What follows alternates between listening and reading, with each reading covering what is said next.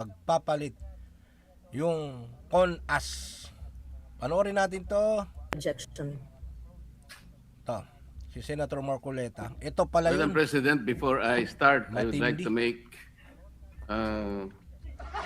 I'd like to be sure if our colleague Senator Lito Lapid will Oh. also stand to Binanggit second niya the motion. Oh, I mentioned that all the members Ito pala yung binanggit niya si Senator Lito Lapid, no?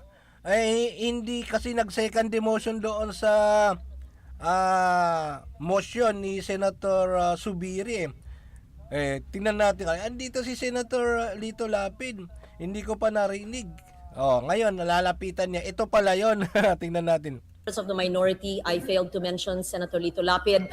I am sure that the good senator from Pampanga would like to associate himself with the motion of Senator Subiri. Kinama yan? Okay. Yun na yun pala. Madam President, Proceed. I got his word. He is not seconding the motion of my amiable friend, the former Majority Leader, Senator Nick Subiri. Hindi siya nag-second Madam demotion. President, the motion was premised on Section 9. Hindi kaya may tendency, dahil hindi siya nag-second demotion, may tendency na pwedeng lumipat? Hindi, ano lang. Curious lang, nagtatanong lang. 53 of the Senate rules. May I read this again, Madam President? Acts and language which offend a senator or any public institution shall be deemed unparliamentary. Madam President, I have not heard any word from Senator Jaime Marcos that offended the sensibilities of our counterparts in the minority.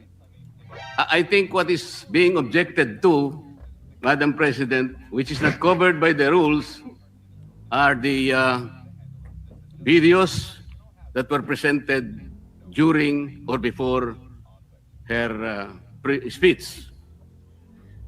Pwede ko bang malaman, Madam President, kung yung pinay-strike out, kasama po yung video na nakita natin na kung saan ay nagsasalita ang ating kasama, Senator Risa Ontiveros.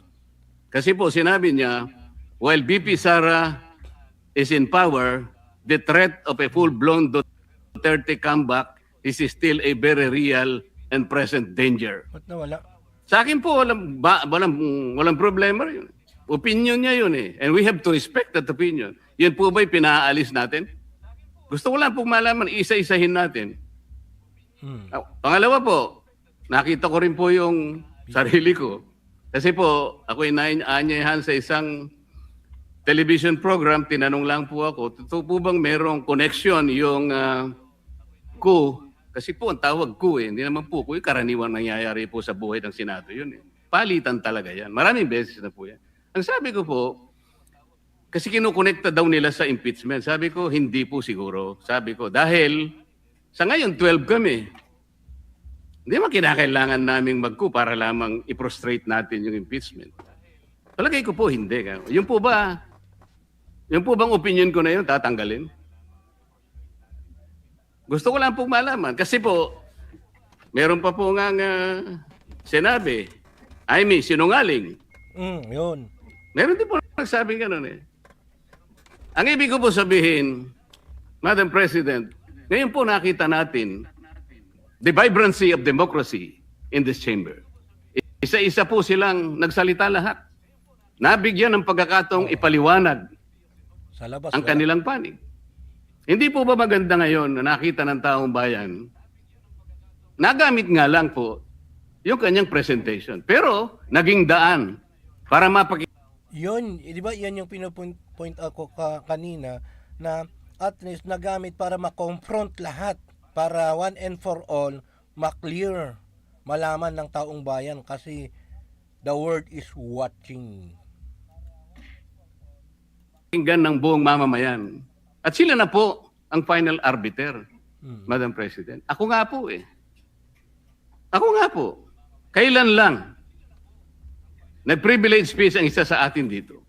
Habang nagsasalita siya, pinadaan niya ang isang slide na merong isang papel, na merong takip. At pagkatapos, merong nakasulat, care of Congressman Marcoleta, 500. Ano yun? Isang kapirasong papel na tinakpan. Nung hindi pinatos ng media, kinabukasan, nagpa-interview siya, hindi minsan, 2 beses. Para lamang ipangalandakan ang importansya ng papel na may takip at merong nakasulat, care of Kong Marcoleta, 500. Nagsalita po siya sa media 2 beses at paiimbestiga raw ako sa ombudsman. Kaya Dahil po nangyari. ba sa media nangyari yon at hindi dito? May diferensya po ba? Wala. Walang diferensya yun. Pareho lang yun. Napakasensitibo natin sa ibang banda. Pero hindi natin nakikita ang ginagawa natin. On the other hand. Bakit po hindi nasasagot hanggang ngayon yung tanong ni Senador Risa? Bakit po tayo nagkaganito ngayon, Madam President? Kasi po, napigilan lang akong magtanong. Ngayon ko na po tatanong. Alam po ba ninyo kung bakit tayo nagkaganito, Madam President? Kasi po matagal ko nang sinasabi, Oh. 9 na buwan na po ang nakararaan, ngunit ayaw nating ituloy ang pag-iimbestiga sa flood control scandal. Isang pinakamalaking nakawan sa ating bansa. Parang ninakawan ng isang pamilya sa tanghaling tapat. At ang mga magnanakaw ay hindi nakakurbata lahat. Nakabarong Tagalog. Paano hindi masisira ang kumpiyansa ng mamamayan kapag tinalikuran natin ang ganong pananagutan? Ano pong sinabi pa sa akin? Imbes na sagutin nila yung privilege speech ko noon, nasa pamimilit ko na, eto pong tungkulin natin eh. Naging PNP chief kayo. Ako po'y humanga sa inyo noon. Hindi ko na ikukwento ang lahat ng ito. Bakit gayon? Bakit hindi natin gawin lahat yon? Alang-alang sa... Ayan, mga kabonets, mga kababayan, sa palagay nyo, sino kaya yung pinapatungkulan niya na laging nagpapa-interview? So, favor po ba kayo, agree po ba kayo doon sa sinabi niya na yung sinabi ni Senator Risa na bakit lagi tayong ganito? Risa, bakit lagi tayong ganito hanggang ngayon? Ang sagot niya, dahil sa hindi pagpapatuloy ng flood control investigation. Napakalaking pera ang nawala at nung malapit na nasusundan na, pinagtatagpi-tagpi kung sino yung papunta doon sa mastermind, biglang nahinto. Napansin naman ninyo kung kayo po ay nanonood sa Blue Ribbon Committee noon na biglang pinalitan ni Senator Ping Lacson, tapos biglang umayaw siya, tapos biglang nawala. Hanggang ngayon wala. O ngayon ito yung gusto niyang isulong ulit. Sa palagay nyo, kahit ako, kasi totoo, akong taga-masid dyan sa flood control, bilyon-bilyon yung nawala. Diba? Yung mali-malita. Bakit nga hindi pinatawag? Kung ano-anong reasoning ang sinabi. Okay, tuloy natin. Comment lang po dyan sa baba. Lalo na kung kayo po ay nanonood ng replay, pa-comment po para mabasa at ma-replyan po natin. Masaya po akong basahin at replyan po kayo. Interes ng bayan. Kaya po tayo sumadsad ngayon dahil yung pananagutan na yun, pinipilit po nating pigilin. Ang dami po nating pinagtatakpan. Tumayo siya, imbes na sagutin niya ang aking sinasabi. Ano po sinabi niya? Kung ano-ano po sinabi, nagpalabas din po siya ng napakaraming video na kinakampihan ko si Diskaya, nag-bla-bla-bla, na ang asawa ko raw ay independent na ganito. Lahat po. Pati yung tayo ko sa Congress noon, na sinasansala ko yung mga kasama ko because ngayon ko lang nakita ang Vice President, nagpipresent siya ng budget for 2025. Inaaglahi siya sa budget 2022 and 2023. Yung mga ganun po. Bakit po ngayon biglang nagbago ang kulay natin?